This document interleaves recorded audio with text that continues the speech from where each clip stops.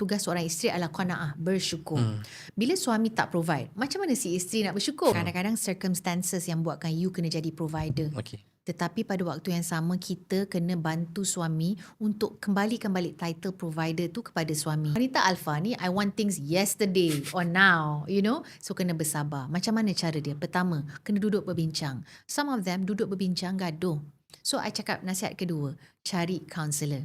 Marriage counselor. Kerana dalam Islam memang dah cakap seorang lelaki tanggungjawab dia adalah provider, qawwam. Tugas seorang isteri adalah qanaah, bersyukur.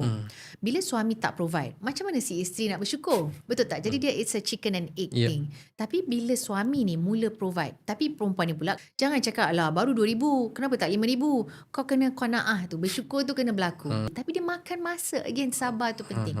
So yang I cakap kat my students ni adalah kata-kata seorang isteri daripada mulut dan lagi-lagi yang tak dengar kata-kata hati memang akan zas rezeki suami. You maki suami dekat hati je, you carut dia je dalam hati, habis dia. I cakap dia orang tak percaya, cuba. Bila nak marah tu tahan. So all my alpha ni I cakap maybe the reason why suami you tak boleh provide atau tak perform sebab salah you. Bukan salah Kena dia. balik tu. Kena. I terpaksa because that was what I learned in my marriage.